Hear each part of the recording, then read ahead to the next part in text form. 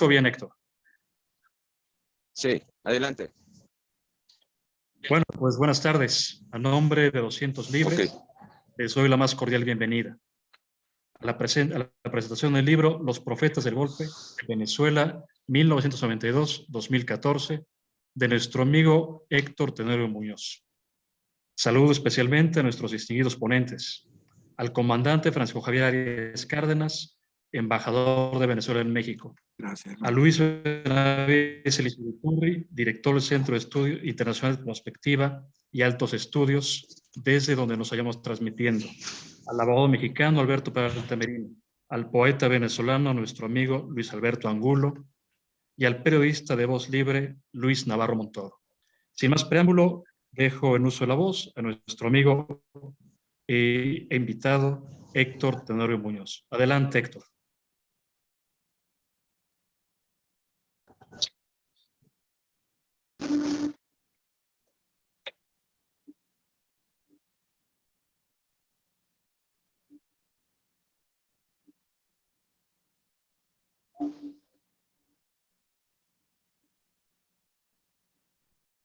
Adelante, Héctor, cuando quieras.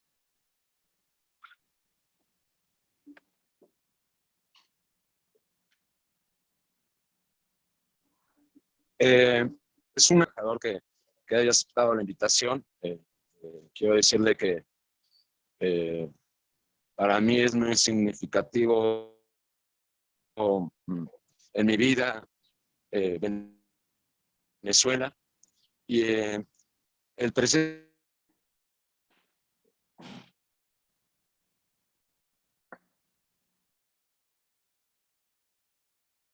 libro Los Profetas del Golpe, Venezuela, que de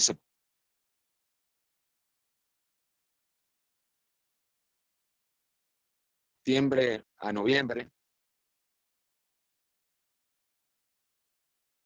realicé 15 entrevistas. Septiembre de 1992, abril de 1900.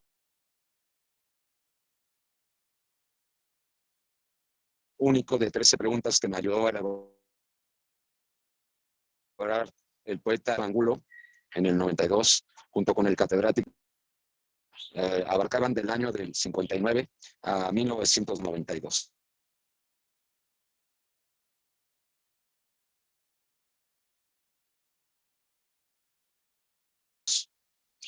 Lo dividí en 5 capítulos, donde el primer capítulo fue el de los interrujas a Nuño.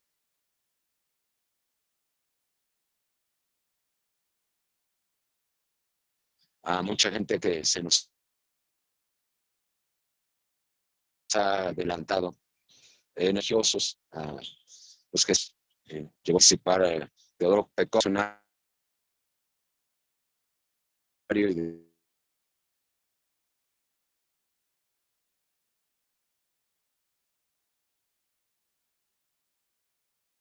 después cambió, donde participó el general Müller y el comandante Hugo Chávez. Llenó un cuestionario desde la cárcel de Yare y fue muy generoso en sus respuestas.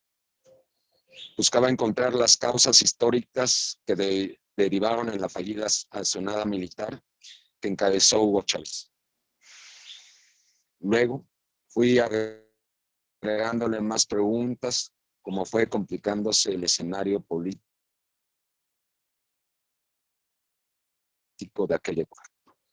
Lo que explica las causas del por qué el pueblo de Venezuela decidió rechazar el modelo político del neoliberalismo que tuvo su catarsis el 27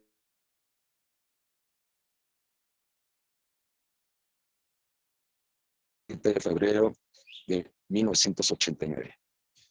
Fueron reprimidos violentamente la población.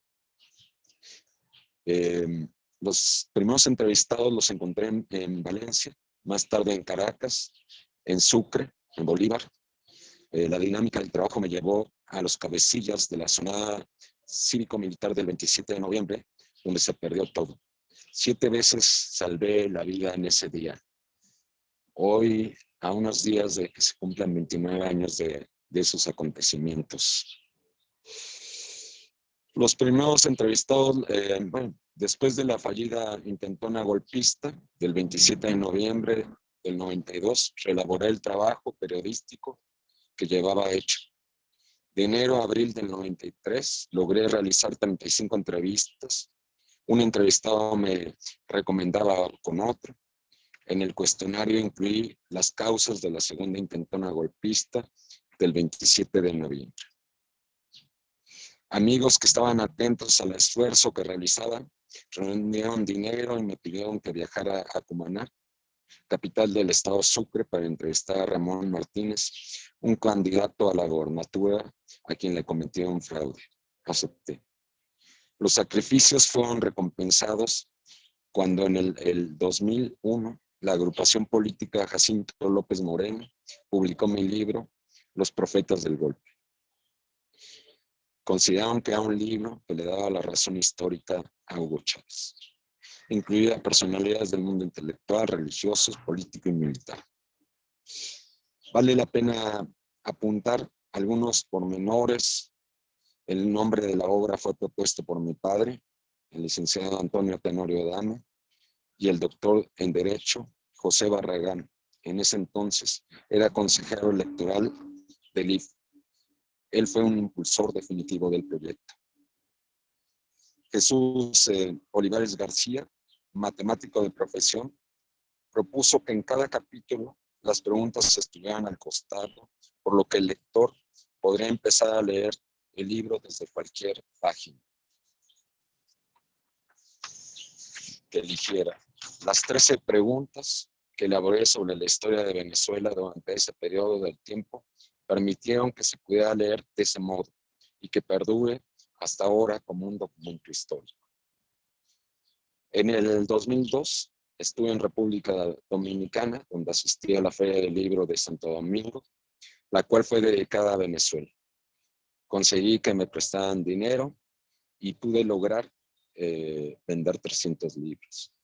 Habían pasado apenas unas semanas del intento fallido del golpe de Estado contra Hugo Chávez. Fui a la embajada y la sorpresa que me llevé fue que el encargado de prensa me contó que el embajador le había jurado lealtad al presidente Pedro Carmona, que duró en el poder menos de 48 horas. Incluso descolgó el cuadro de Chávez. Al salir de la sede diplomática, una persona estuvo siguiéndome toda la tarde. En el 2015, entregué al Instituto Belisario Domínguez del Senado de la República mi segundo libro, que titulé Prisión, Gloria y Ocaso de Hugo Chávez. Una crónica de gran aliento que se mezcla con un análisis de la situación de Venezuela del 93 al 2016. O sea, es la continuidad del primer libro. Meses más tarde me invitaron a la Feria del Libro de Pachuca, donde asistieron 70 jóvenes, donde les expliqué que la mayor herencia de Hugo Chávez, desde mi punto de vista, fue haber impulsado a Evo Morales para que ganara la presidencia de Bolivia. No fue casualidad que el militar venezolano hiciera esto. Bolivia es estratégico para extenderse al resto de Sudamérica. De alguna manera, Chávez completó la visión que tuvo el Che Guevara, que apostó todo y armó una guerrilla con el objetivo de extender la guerra de guerrillas en Sudamérica. Simplemente no pudo porque los indígenas bolivianos de ese entonces no estaban listos para dar ese paso. En otras palabras, Chávez levantó la cosecha que sembró el Che. También les dije a los jóvenes que los indígenas bolivianos en la década de los 60 viajaban en la parte de atrás de los autobuses. La reacción del público me sorprendió. Los muchachos me comentaron que en Hidalgo se discriminaba a la gente por el color de su piel. Acusaron de actuar de ese modo a la actriz Victoria Rolfo, esposa del entonces presidente municipal de Pachuca, Omar Fayán Meneses, quien años después sería gobernador. Vale la pena reflexionar jugando con la línea del tiempo, lo dicho ahí. Si Evo Morales fue la obra cúspide de Hugo Chávez, ¿Qué podemos pensar del golpe de Estado que sufrió el mandatario boliviano el 10 de noviembre del 2019? El golpe de Estado en Bolivia inició meses antes con incendios provocados que dejaron mal parados al mandatario ante la opinión pública. Las autoridades bolivianas pensaron que el desastre ecológico era por el calentamiento de la tierra. Tal acontecimiento deja en claro que Evo Morales no tenía a su lado a la inteligencia cubana como sí la tiene el presidente venezolano Nicolás Maduro, quien ha sufrido un sinfín de ataques al proyecto político que encabeza. Evo no quería que su proyecto político se militarizara. No hizo las modificaciones necesarias para garantizar su lealtad. Él quería hacerlo de manera pacífica y se equivocó. Sin embargo, tuvo la capacidad de reorganizarse electoralmente y a través de su ministro de Economía, Luis Alberto Arce, retomó el poder. El golpe militar en Bolivia dejó en claro que el chavismo está mal herido, pero que tiene la capacidad de recomponerse. El chavismo-madurismo, entendido como expresión de pensamiento en América Latina, llegó para quedarse y no será por la fuerza militar que concluya. En todo caso, serán sus propias limitaciones o errores. En este contexto, el chavismo-madurismo se ha reinventado, o mejor dicho, adaptado en Venezuela, país que vive bajo un cerco político militar que le impide reproducirse en el continente. Aunque la reunión de la CELAC en México en septiembre del 2021 muestra que el mandatario venezolano ha empezado a superar el cerco que le impuso el expresidente estadounidense Trump y que ahora Biden, debido a la crisis de su país, ya no puede sostener o acelerar, aunado a que su aliado de Estados Unidos, Colombia, existe una lucha interna entre el expresidente Uribe y el actual presidente. La Unión Europea se ha querido involucrar y ha fallado. Ahora bien, en este contexto, las pasadas elecciones de Venezuela demuestran que el presidente Nicolás Maduro ganó 20 de 23 gobernaturas y la mayoría de las alcaldías, y que en el país se vive un ambiente democrático. Logró que la oposición volviera a las elecciones 4 años después. Ha cerrado la pinza y ahora le toca al presidente Maduro seguir trabajando para superar la crisis económica y los ataques que sean del imperio, pero creo que ha logrado desarmar a la oposición y su mayor opositor, Guaidó, pues ha quedado desterrado y debilitado. Esto es lo que podría mencionar y reitero mi agradecimiento a todos ustedes. Gracias, Héctor. Dejo en uso de la voz al embajador de Venezuela en México, el comandante Francisco Javier Arias Cárdenas. Adelante, comandante. Gracias, muchas gracias, Francisco, y gracias a todos los compañeros que están en este conversatorio, ¿no? Realmente el hojear, releer el libro da cantidad de recuerdos, ¿no? Cantidad de recuerdos, como dijo Héctor, de gente que ya no está, pero también de eventos que vivimos de primera mano, ¿no? Yo arriesgo decir primero que es un esfuerzo romántico que emprenden los jóvenes de espíritu y los jóvenes de edad, que fue lo que hizo Héctor con este libro, ¿no? Sí tengo recuerdos bien lejanos en la cárcel de la cantidad de cuestionarios que llegaban y que muchos lo respondíamos en colectivo, ¿no? De todo tipo, pero verlos y ver a Héctor aquí, pues es como una ratificación de lo vivido, de lo sentido en todos estos años. Lo primero que yo arriesgo a decir es un documento muy completo y muy objetivo lo que tenemos en la mano, ¿no? Es extraordinariamente objetivo, toma visiones de todos los que en aquel momento eran actores, participantes en la vida de Venezuela. Y hacerlo para un joven que además viene de otro país, además de un gran riesgo, es un gran logro, ¿no? Extraordinario logro. Estaba hojeando ahorita, lo había visto hace unas noches, porque uno ya con los años tiene una costumbre, ¿no? Lee más con las páginas, con el papel que con la computadora, pues. No es por problemas de la vista, sino porque ya uno se acostumbró a tocar, a subrayar, a poner algunas notas de página, y eso cambiarlo es sumamente complicado. Pero estaba leyendo a Cabrujas.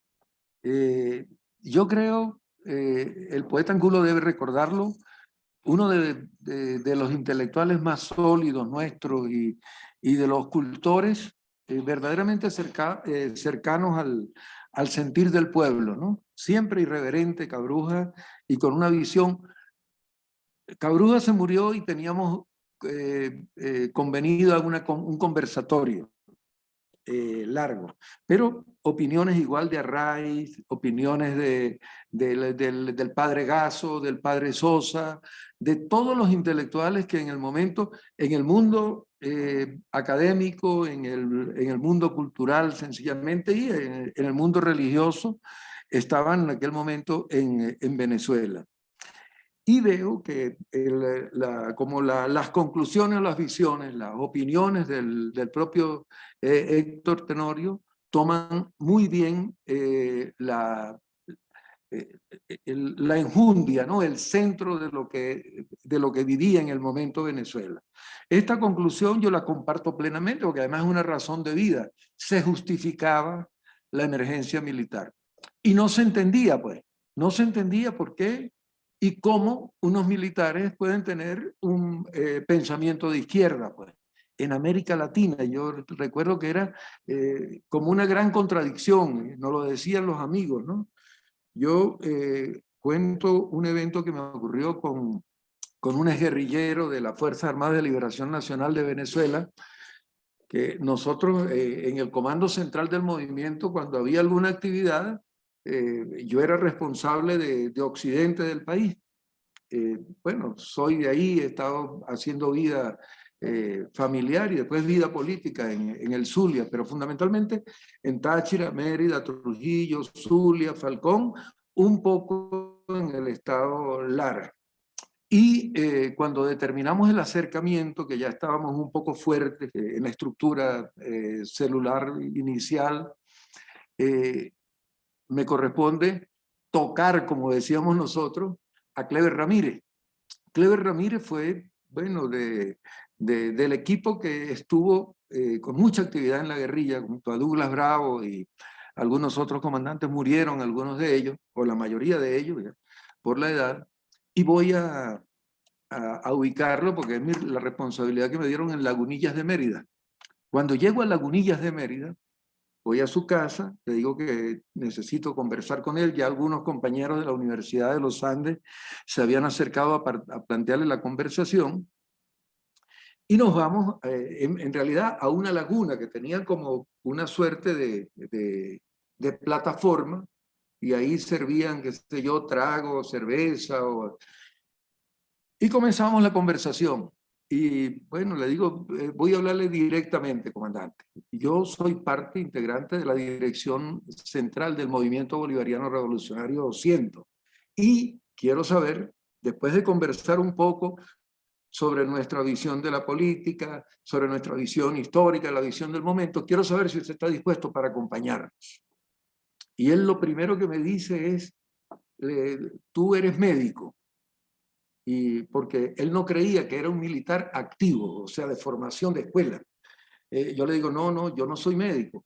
Clever me pregunta después, tú eres abogado. O sea, él pensaba que realmente era un asimilado que llaman allá, es decir, alguien que llega al ejército, le dan un rango militar, pero no tiene mando de tropa. Y ellos estaban ya, bueno, ¿cuántas veces el Partido Comunista había tratado de infiltrar cuadros jóvenes dentro de la escuela militar sin tener éxito al final? Entonces yo le digo, no, saco una tarjeta de presentación y Francisco Javier Arias Cárdenas, primer comandante del grupo de lanzadores de cohetes múltiples, José Gregorio Monaga. Y él veía la tarjeta y decía, usted es activo, usted es militar activo. Fíjate la idea que en la gente había, sobre todo en la izquierda, ¿no? Es imposible. Nosotros éramos los perros de presa, el militar era el perro de presa que custodiaba los derechos de la oligarquía de turno, pues. Y fundamentalmente de los aliados de la oligarquía de turno, que eran los sectores políticos nacionales. Le costó mucho. Después yo le digo, no, sí, yo cuenta conmigo. Me pasé la vida esperando que esto se pudiera dar. Él debería tener ya unos 62, 63 años, Cleber Ramírez. Después murió cuando ya estábamos todavía en la campaña de Chávez, en la primera campaña de Chávez para el 98. Y esto que le ocurría a Cleber era normal que le ocurriera, y el libro lo refleja a la mayor parte de los intelectuales venezolanos, ¿no? Algunos no entendieron con el tiempo y se acercaron y discutieron con nosotros y logramos acuerdos de trabajo y se integraron incluso quienes a lo largo de estos 20 años ya están activos y son parte y han elaborado toda una visión, toda una teoría sobre nuestro movimiento, que originalmente era incipiente en aquel entonces. Pero era sumamente complicado llegar a entender esta realidad, que venga después de los fracasos de la izquierda, ¿no? La izquierda venezolana, y yo digo la izquierda radical venezolana, sale de la guerra de guerrillas, van a la pacificación, y en la pacificación quedan, bueno, como son todas las derrotas que son huérfanas, ¿no? Señalándose unos a otros, responsabilizaba a aquel que era de la CIA, el otro responsabilizaba al otro que era supuestamente de la inteligencia del Estado, y entre ellos, bueno, se reunían periódicamente, el día del Che Guevara, por ejemplo, y hacían algún evento, pero quedaron muy, muy golpeados. Algunos se fueron reagrupando después, se acercaron al movimiento, al socialismo, comenzaron a hacer política con las críticas fundamentalmente de Teodoro Petkov y bueno, Domingo Alberto Rangel, siempre crítico, pero Pompeyo Márquez y Teodoro Petkov fundamentalmente se acercaron al movimiento, al socialismo, y comenzó un trabajo incipiente de la izquierda que nunca pasaba del 5%. A nosotros en el propio movimiento, esto lo digo como parte de los recuerdos que me trae el libro de Héctor, ¿no? Para nosotros esta relación con la izquierda fue muy dura al principio. Bueno, después de Clever comenzamos la relación con algunos compañeros que habían sido parte de la guerra de guerrillas. Establecimos acuerdos para participar el día de lo que nosotros lo llamamos golpe de Estado a lo que ocurrió el 4 de febrero. Nosotros lo llamamos rebelión cívico-militar, y de verdad que hicimos un esfuerzo extraordinario para que llegaran y nos acompañaran los sectores civiles, los sectores progresistas, los sectores de izquierda, los sectores revolucionarios, pero a la final, cuando nos dimos cuenta, estábamos saliendo solo los soldados y muy pocos de los civiles. Entonces estaban acostumbrados la mayor parte de los compañeros a aquello de, no sé si aquí o ustedes han ubicado este término, la concha. Hay que enconcharse. Enconcharse es esconderse en un apartamento. Tú lo oíste mucho, Zair está conmigo aquí, que era como la costumbre, enconchado. Y algunos comenzaron a salir de la concha, es decir, de su escondite, para visitarnos en la cárcel, pero hubo sectores populares que vinieron sumándose de una manera hasta darnos la razón en la emergencia, ¿no? O darle la razón al movimiento bolivariano. Yo siento de verdad, y voy a cortar un poco aquí para poder compartir, que el libro refleja el pensamiento de diversos sectores del país, los planteamientos de diversos sectores del país sobre lo que ocurrió, que las preguntas que hace Héctor son sumamente certeras, y lo que sale después de las preguntas permite establecer, si no conclusiones, visiones bien sólidas de lo que significó este momento político que vive todavía Venezuela. Y termino con estas proyecciones que hace hacia el presente Héctor, ¿no? Bueno, nosotros estamos en una búsqueda, una revolución, lo dijimos desde que estábamos muchachos, porque estábamos jóvenes hace 30 años, no se construye cuando tú tomas el poder. Tal vez se comienza la construcción cuando tomas el poder.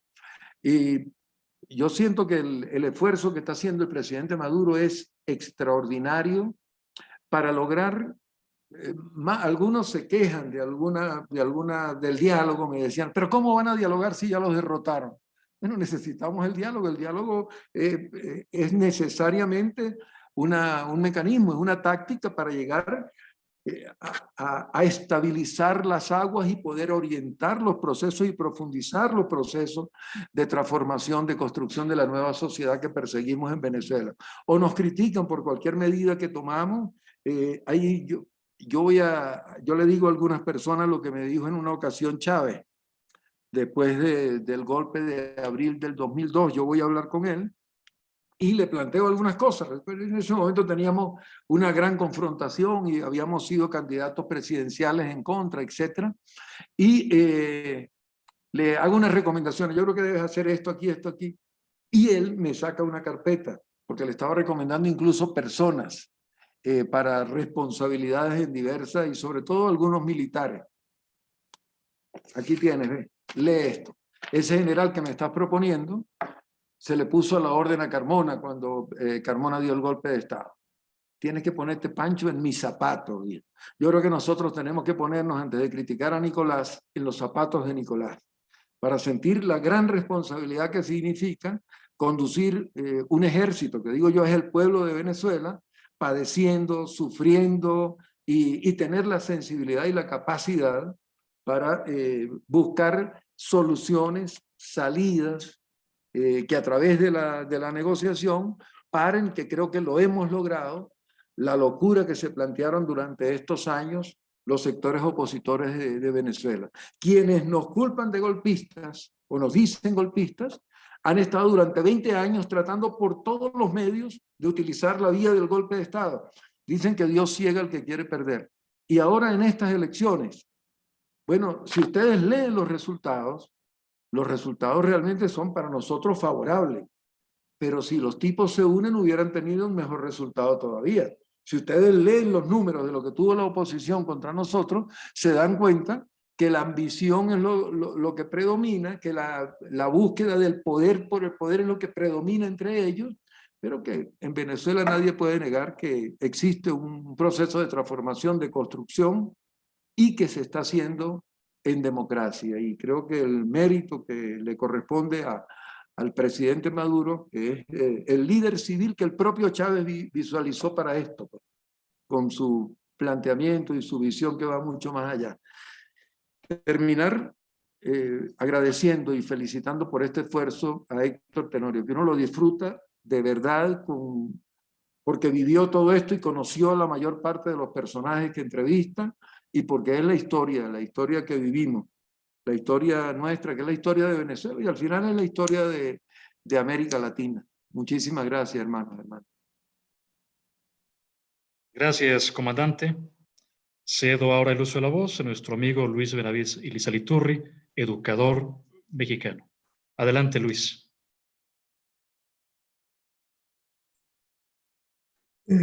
Muchas gracias.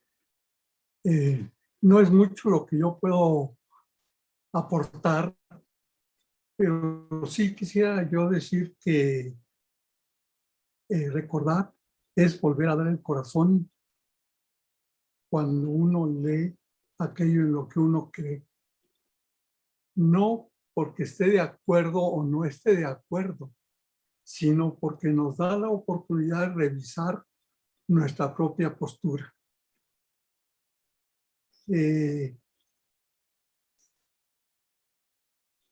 Todos los revolucionarios, en guerra o fuera de ella, estamos siempre a la búsqueda y por lo tanto hasta poniéndonos en duda, en cuestionamiento, nuestra propia postura. Esto es formidable, porque la postura no siempre significa aquello por lo que nosotros luchamos. Y tenemos que revisar el para qué de nuestra propia acción. Y esto es lo que nos permite adecuar nuestra visión, nuestro actuar en la vida cotidiana. Yo celebro que haya estas oportunidades de escuchar de viva voz, además de leer las entrevistas, de escuchar de viva voz lo que sienten, lo que piensen y lo que han pensado aquellos que ya no están con nosotros, pero cuya presencia sigue ahí gracias a este libro. Porque nos da oportunidad justamente de volvernos a cuestionar si nuestra postura hoy concuerda con aquello para lo cual hemos luchado.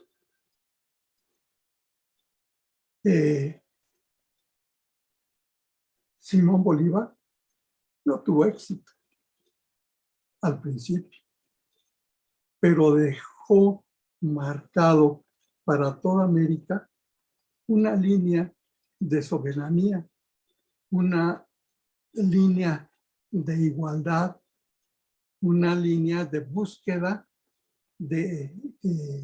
fundamentalmente de justicia. Y yo creo que es el anhelo que hemos tenido todos en nuestra América, ¿no? de recuperar el sentido de nuestros libertadores, que era fundamentalmente libertad, justicia y amor a la patria. Porque en estos sentimientos es donde nosotros podemos revisar en nuestro actuar cotidiano. Yo felicito a Héctor por este libro y porque el recordar es eso, volver a comprometer el corazón en aquello que uno cree que es su tesoro. Y me encantaron las palabras del señor embajador porque nos vuelve a unir bajo esta visión bolivariana que también es visión de Morelos, por ejemplo, y de muchos de nuestros héroes antiguos, pero también actuales, para que juntos podamos seguir revisando en nuestro quehacer en función de aquello en lo que tenemos puesto en nuestro corazón. Gracias. Gracias, Luis. A continuación, cedo el uso de la palabra a nuestro amigo Alberto Peralta Merino. Muy buenas tardes, muchas gracias. Gracias a Héctor por haber aceptado presentar el libro. Muchas gracias al excelentísimo señor embajador por asistir. Uno de los asistentes a este evento, que es Arturo Romero, y un servidor, comíamos hace unos días con el general Tomás Ángeles de Aguajari. Platicaba con él sobre una leyenda en el ejército mexicano, el general Salvador Rangel Medina. Porque viene a cuento, porque bueno, en las Fuerzas Armadas mexicanas siempre se dio una ambigüedad. Éramos sí producto de la doctrina de la seguridad nacional en la Guerra Fría, pero se conservaba cierto raigambre, por lo menos simbólico, de lo que había sido la Revolución Mexicana.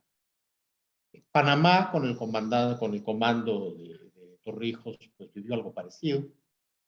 Quizás el Perú con el famoso Inca Velasco Alvarado. Pero todo parecía indicar que el ejército venezolano era un ejército formado, por lo menos la apariencia era esa, en la doctrina de la seguridad nacional bajo la Guerra Fría. Sin embargo, recordando algunos antecedentes, pues yo pensé de inmediato que había algo de trasfondo, ¿no? Pienso de inmediato en la presidencia de Isaías Meidín Angarita, un hombre que se alió en su momento con el Partido Comunista, aunque se le consideraba un simpatizante de Mussolini, ¿no? Cuando ascendió al poder, y que un tanto inspirado en Lázaro Cárdenas expide un decreto, pues que no llegó a expropiar la industria, pero que creó el dominio directo, el dominio eminente sobre los recursos petroleros. Se recuerda mucho también al contraalmirante, ¿no? Wolfgang Larrazábal, que llegó a ser un gran simpatizante de la Nobel Revolución Cubana al momento del derrocamiento de Marcos Pérez Jiménez. Y los célebres pronunciamientos militares, ¿no? Que hubo en los primeros años 60 con Rómulo Betancourt, que aunque se supone que en sus orígenes venía del lado más extremo de izquierda, del movimiento, se convirtió en un gran conservador. Yo creo que esto que pasó en lo que llaman en Venezuela el punto fijo, fue el antecedente de lo que en los libros de texto se pone como caso paradigmático en el caso de Portugal, ¿no? De la Revolución de los Claveles, que se prefirió jugar con el lado más moderado de una revolución para quitarle los dientes. Y pienso en estas célebres rebeliones, ¿no? El barcelonazo y el porteñazo. Y eso creo que nos da la indicación de que había algo en el trasfondo que aparentemente no veíamos o que no veíamos en lo más mínimo. Y bueno, pues eso es los antecedentes que me vinieron a la memoria y a la lectura. A la poca lectura, porque hay pocos datos, ¿eh? De Wolfgang Larrazábal, recuerdo que lo menciona mucho Pablo Neruda en sus memorias, pero realmente hay poca literatura sobre estos tópicos y que valdría la pena reescribirse, y ese es uno de los grandes méritos que tiene el libro de Héctor. No quiero extenderme mucho porque tiene todavía el uso de la palabra nuestro amigo Luis Navarro, y está bien que es famoso que a los madrileños les gusta desmañanarse, pero creo que eso no es aplicable a los días de labor, ¿verdad? Eso no es aplicable a los jueves, y entonces pues no queremos ya quitarle tampoco mayor espacio. Muchísimas gracias. Gracias, Alberto. Efectivamente, saludo a nuestro amigo Luis Navarro. Luis, te dejo en el uso de la voz. Gracias.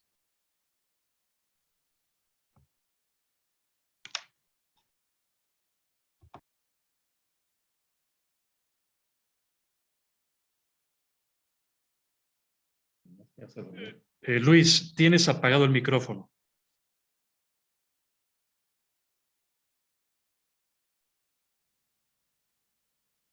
Sí, quería decir, ¿se me oye ahora?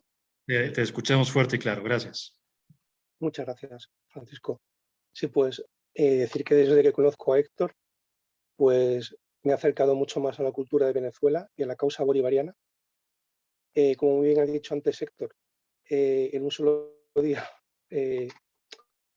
tuvo su vida en juego 7 veces. La verdad que todo lo que he aprendido de él y todo lo que me ha contado desde que lo conozco, pues la verdad que es admirable la valentía que ha tenido para meterse hasta el fango, como se suele decir, hasta la primera línea para sacar la información. No es el primer libro que leo de él, tengo otro, los 2 que ha publicado, y la verdad que una gran labor documentalista, y sobre todo una gran suerte que ha tenido también de poder entrevistar al comandante Chávez las veces que le ha entrevistado y de conocerle personalmente. También es un punto a favor de los libros que ha publicado, el poder conocerle tan personalmente para poder narrar y contar la historia tan cercana. Y bueno, agradecer la presencia del señor embajador Francisco Arias. Muchísimas gracias. Y una pregunta para el señor embajador. ¿Cómo se vivió el golpe de Estado de abril de 2002 allí en Venezuela? ¿Se esperaba, se rumoreaba que pudiera llegar a darse?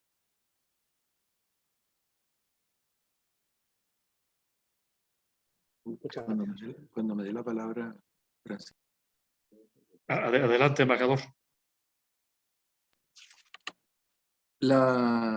El 2002 realmente yo pienso que fue el inicio de la locura que relataba que va después con los drones, que va después con la invasión de los mercenarios, que va con lo que ocurrió en la Carlota el año antepasado, ¿no? Es como inexplicable. Teníamos en la calle una cantidad de gente que en algunos casos se dice que había 500.000 de personas en una marcha. En una caminata nosotros llamamos una marcha, una concentración. Y optan por llevar la marcha, acordados con sectores militares, a Miraflores, con el tema de la salida inmediata de Chávez. Realmente se venía oyendo por todas partes el tema del golpe de Estado.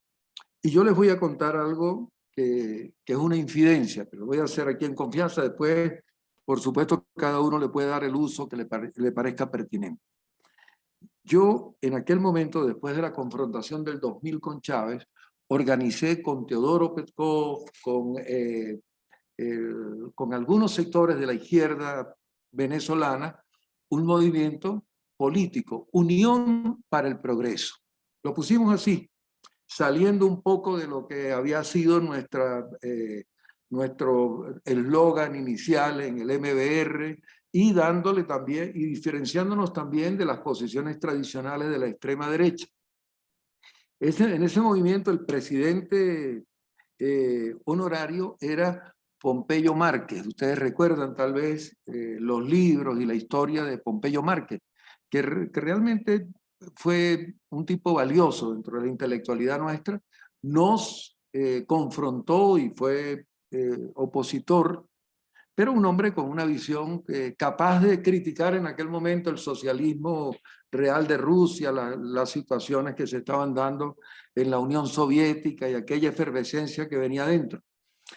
Me invitan a una, y ahí te respondo la pregunta, Luis, me invitan a una reunión en la casa del presidente de la conferencia episcopal. Llegamos a la casa de la presidencia del presidente de la conferencia episcopal y estaban reunidos en una mesa muy grande, por lo menos 30 personas. Yo voy con un compañero también de la vieja guerrilla venezolana, Manuel Esculpi, que era el secretario ejecutivo de Unión. Ellos invitan varios sectores, el movimiento al socialismo, Acción Democrática, y cuando me ven, el cardenal me ve sentado en la mesa. Yo sé para qué es la reunión, por supuesto. Supuestamente era para programar la gran marcha del 11 de abril. Cuando me ven, el ayudante que está al lado del cardenal, que era el que dirigía esto, toda esta movilización, él le dice algo al oído. Comienza la reunión, ahí estaba el presidente de Venevisión, el canal fuerte que tenía en ese momento tal vez un capital tan grande como los dueños de Televisa en aquel momento. Estaba el dueño de Radio Caracas Televisión, Marcel Granier, estaban las cabezas de los partidos políticos. Y él de inmediato cuando me ve, bueno, todos allá llamamos, se quedaron cortados, ¿no? Porque dijeron, tenemos un infiltrado, el comandante Arias, que es amigo de Chávez, y nos va a delatar. Pero todo era un golpe de Estado cantado. Pues. El cardenal me dice, queremos que el comandante Arias Cárdenas nos dé una visión de cómo ve la situación en el país y especialmente cómo ve la situación militar. Y yo le digo, mira, yo estoy retirado. Esto es mi propia historia de vida, ¿no? Que tengo que escribirlo en algún momento.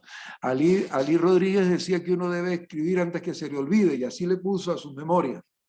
Entonces, me dice, yo le digo, mira, yo estoy retirado, yo no estoy dentro de la Fuerza Armada, pero yo creo que aquí en esta mesa deben decirse algunas cosas necesarias.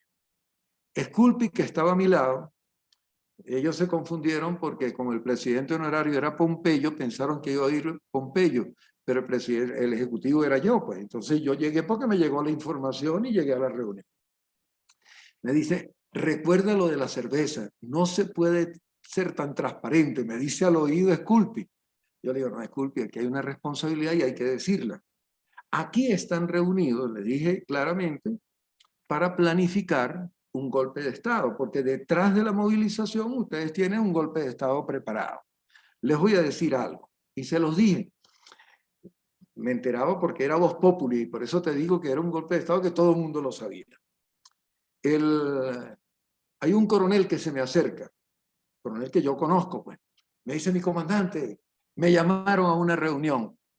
En la reunión están los políticos al frente conversando y nosotros detrás, unos oficiales de la Guardia Nacional, planificando cómo íbamos a tomar la sede de la Guardia Nacional cuando ellos nos dieran la partida. Pero cuando salimos de la reunión que estábamos detrás en un garaje, ellos están bebiendo whisky y bailando en la parte de afuera. Nosotros nos sentimos utilizados, nosotros somos los que vamos, y me dice el coronel, y yo se los comento a todos, el coronel me dice, yo con esos bandidos no voy para ninguna parte, porque esos son unos sinvergüenza, voy a poner la sangre, voy a poner, y ellos son los que van a disfrutar, los muertos. Les cuento otro tema. Un hermano de mi esposa entonces era presidente de Cabim, era general activo, y su ayudante, en paz descanse porque murió hace muy poco, era un coronel, que era abogado y manejaba las cosas del derecho y tal, y metido también en el golpe y comprometido. Entonces hay un político de la reunión de Acción Democrática que me ha dicho, tenemos comprometido a Cabim, me dice, en la misma reunión ahí. Y yo le digo, ¿ustedes saben cuántos son los comprometidos de Cabim? 4 soldados, 4 policías militares que son los que cuidan aquello. Entonces yo les digo, nosotros movimos 5.000 hombres el 4 de febrero de 1992. Movimos, qué sé yo, 20 batallones. Y nosotros no tumbamos al gobierno, fuimos presos, pues. Yo creo que ustedes están cometiendo una gran torpeza. Yo creo que el poder que ustedes tienen es la gente que está en la calle, no lo que está en los cuarteles, que son, lo que ustedes tienen son generales que usan gorra, que tienen uniforme, que tienen sus emblemas, pero que no tienen tropa. Nosotros éramos todos tenientes coroneles cuando insurgimos contra Carlos Andrés. Los jefes éramos tenientes coroneles. Y bueno, de ahí hasta los soldados.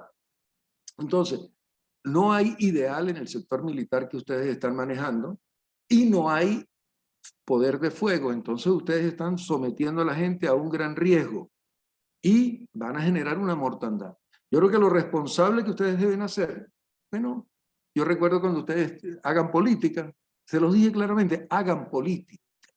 Entonces todo el mundo lo sabía, pues. Todo el mundo lo sabía, no había quien en Venezuela no dijera, eso es más o menos parecido a lo que ocurrió el 27 de noviembre de 1992. Todo el mundo sabía del golpe de Estado, todo el mundo sabía que venía, que además lo narra muy bien Héctor, los antecedentes y las circunstancias dentro del libro. Y nosotros lo sabíamos también dentro de la cárcel, por supuesto, pero lo sabía el gobierno. Entonces, había conocimiento del golpe de Estado, todos lo sabían, era a voz populi el golpe de Estado. Y después se convirtió en como en un disfrute, en una fiesta, ¿no? Pero sin ideal, que es lo que diferencia todo esto de lo que fue el movimiento nuestro. Porque al final lo que querían era poder, dinero, riqueza. Hay un compañero mío que se montó en la Plaza Altamira, digo compañero de promoción porque nos graduamos todos juntos en la escuela militar, y el tipo era, bueno, tocaba guitarra, parrandero, tipo alto, elegante, le gustaba tener 20 novias a la vez, o sea, no sé, los hay, lo tienen seguramente, los conocemos, ¿no? Y entonces él se fue para la Plaza Altamira, y él dice, después que terminó todo aquello, me dice, Pancho, es que yo me volví loco. Me volví loco. Llegaban las muchachas y se bajaban y me decían, ponme la firma aquí en el seno. Y aquel enloquecido, pues era el héroe del momento.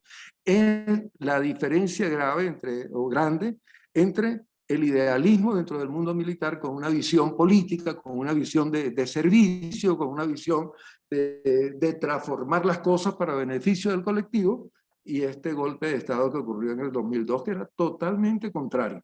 Cuando me paré de aquella reunión en la casa del cardenal, yo recuerdo que el presidente de Venevisión, cuando me saludó al principio, me saludó: Francisco, ¿cómo estás? Cuando se retira, estira: buenas noches, señor, con la mano bien estirada, ¿no? Bueno, ellos pensaron, todo el mundo lo sabía, no había que decirle nada a Chávez porque todos lo sabían, todos sabían, era un golpe a voces.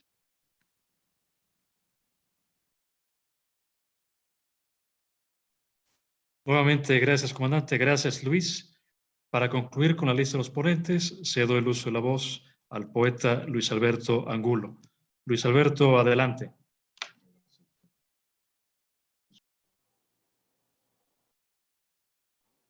Hola. Adelante, Luis Alberto, te escuchamos fuerte y claro.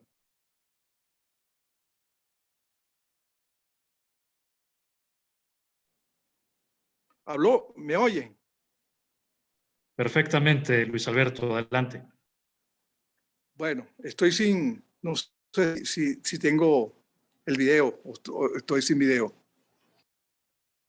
Muy buenas tardes. Estoy sumamente emocionado con este encuentro. Un saludo al señor embajador, a Héctor, a todos ustedes. Me parece una gran reunión y me parece que se le está haciendo un verdadero homenaje a Héctor por ese esfuerzo extraordinario que hizo aquel muchacho, aquel niño casi, cuando empezó a hacer ese trabajo que nos parecía imposible que pudiera realizar. La metodología, la seriedad,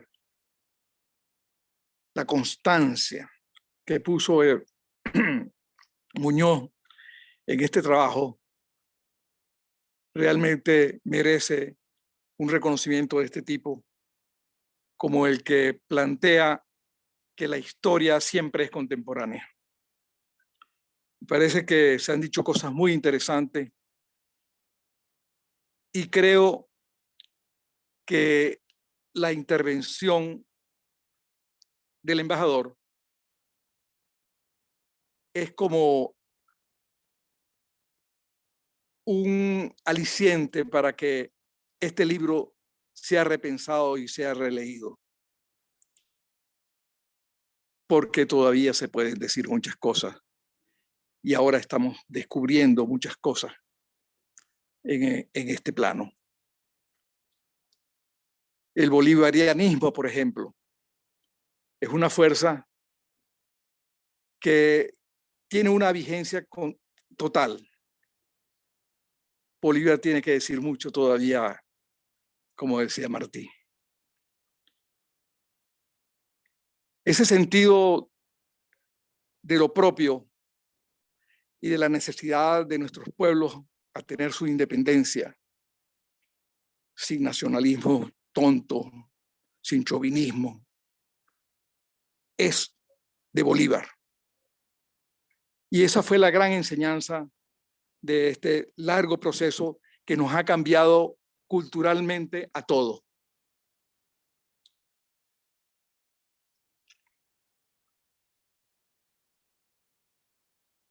No sé si se me está oyendo, porque me dicen que... Escuchamos perfectamente, Luis Alberto. Te escuchamos y te vemos. Pues sí, estos 20 y pico de años nos han cambiado la vida a los venezolanos desde el punto de vista cultural, de nuestra visión de las cosas, y ha sido una lucha muy intensa. Yo mismo no entendía este proceso. Cuando se anunciaba el golpe que darían los comandantes, un amigo muy querido me llamó para decirme que lo iban a hacer. Yo era un hombre muy joven también todavía. Y cuando me dijo quiénes estaban allí, que eran militares, yo no podía comprender aquello. Es lo que se refería comandante Arias Cárdenas. Nosotros veníamos de una visión en que los militares tenían una cabeza cuadriculada y que no podían tener una participación. Sin embargo, el tiempo demostró todo lo contrario. Eso fue un esquema que se rompió y que nació una nueva realidad para nosotros. La otra realidad que rompió ese grupo fue con quién trabajar. Aquí se hablaba del lumpenproletariado y la izquierda tradicional no trabajaba con el lumpenproletariado. El chavismo, ese gran movimiento, tuvo una visión que nadie había tenido y entendió realmente para quién tenía que trabajar y cómo tenían que agruparse políticamente las nuevas organizaciones revolucionarias que podían transformar la sociedad. Cambió todo, el lenguaje.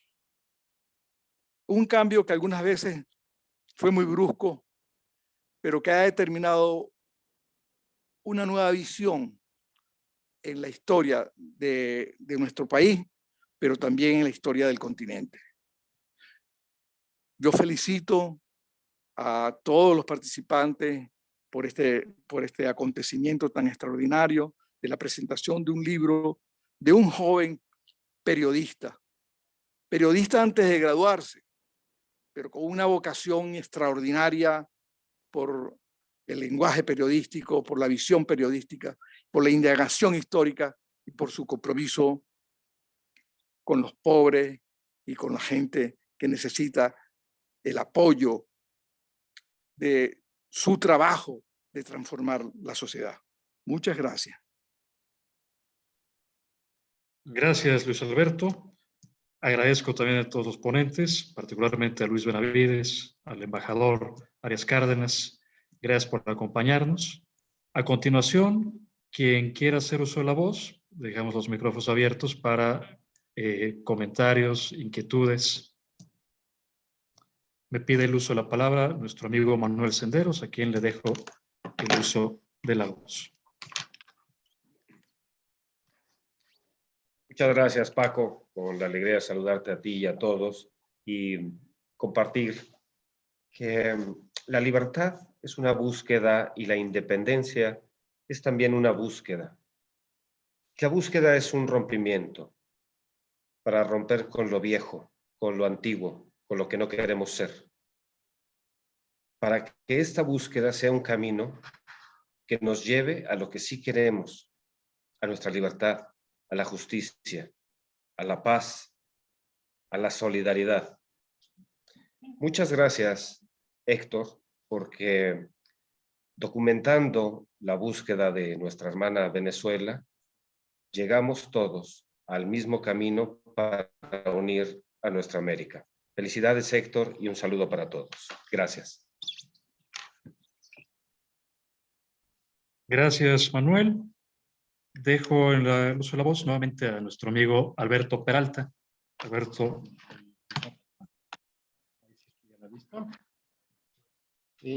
Bueno, yo sí quisiera insistir, quizás una tarea para Héctor.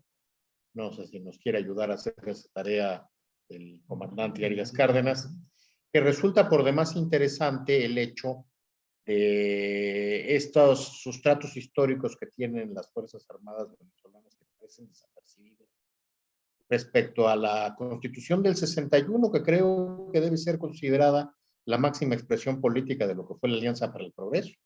Entonces hubo un empalgamiento ahí, un entrecruzamiento de situaciones que ameritan, yo creo, una reflexión profunda, una reflexión de alta teoría política, de alta teoría del Estado y de relaciones internacionales. Me da esa impresión y sí me gustaría que se profundizara sobre eso porque creo que es un episodio que ha pasado desapercibido. Eso es todo, nada más, no quiero quitarles el tiempo. Nuevamente, gracias, Beto. Si alguno más quisiera hacer uso de la voz, esta es la oportunidad. De no ser así, únicamente me restaría pedirle a Héctor que nos diera un mensaje de despedida y con eso estaríamos casi terminando esta tertulia. Héctor, si quisieras entonces dedicarnos unas últimas palabras y con esto nos vamos despidiendo.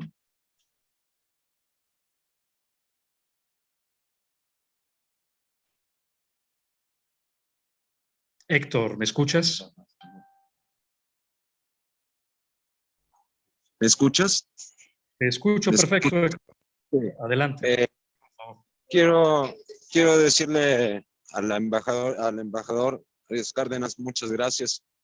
La obra la escribí para los venezolanos y venezolanas. Cuando la hice tenía 22 años y fue, como usted dice, el sueño de juventud. Y en el recorrido que hice por América, por Venezuela, pues me encontré a América y me encontré a Bolívar y siempre he considerado, como usted bien lo dice, que la realidad que encontré en Venezuela pues sea la historia de toda América. Y desde hace 29 años he estado defendiendo a Venezuela, que la llevo en el corazón.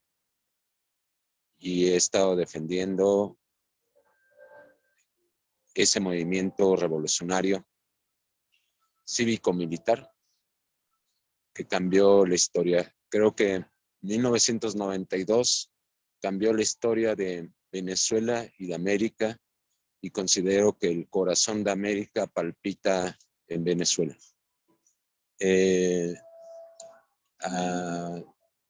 Luis Alberto, muchas gracias por la invitación, por apoyarme. Estoy muy agradecido. Nací en Puebla y bueno, pues de hecho estoy uniendo mis dos pasiones, Puebla y Venezuela. A todos los que han participado, Luis Alberto, pues gracias por todas las enseñanzas que me has dado a lo largo de este tiempo. Me tocó volver a Venezuela en el 2017, lo decía bien el embajador, cuando la oposición en la avenida Miranda paraba los camiones y con bombas Molotov querían quemar los camiones y hacían que se bajaran la gente. Y bueno, fue un año muy complejo. Se votó la constituyente y estuve documentando eso. Me dice Luis Navarro, siempre en la primera línea y siempre sin importar las consecuencias. Me pasa cuando llego a Venezuela, es como se despertara en mí otro ser. Fui y me descubrí en Venezuela y me siento venezolano mexicano y llevo muy adentro el espíritu boliviano. Muchas gracias. Gracias, Héctor. Para nosotros, los 200 Libres, ha sido un verdadero privilegio tenerte aquí. Te enviamos un abrazo y una felicitación por este libro. Y a todos ustedes, gracias por acompañarnos. Embajador Luis Navarro, Luis Alberto Angulo, Alberto, Manolo, gracias a todos. Que tengan todos buenas tardes. Gracias, muchísimas gracias. Excelente, Dios quiera que podamos vernos otra vez. Y si quisiera, no sé si es posible con Héctor, si pudiéramos ver el original que lo vi hace casi 30 años en la cárcel de Yare, ¿no? El original del escrito de Hugo Chávez. Sí, cuente con eso, embajador, se lo llevo personalmente a la embajada. Aquí compartimos un poco y lo vemos de nuevo. Gracias, muchísimas gracias a todos. ¿Cómo no? Gracias a todos. Un abrazo. Un abrazo a todos.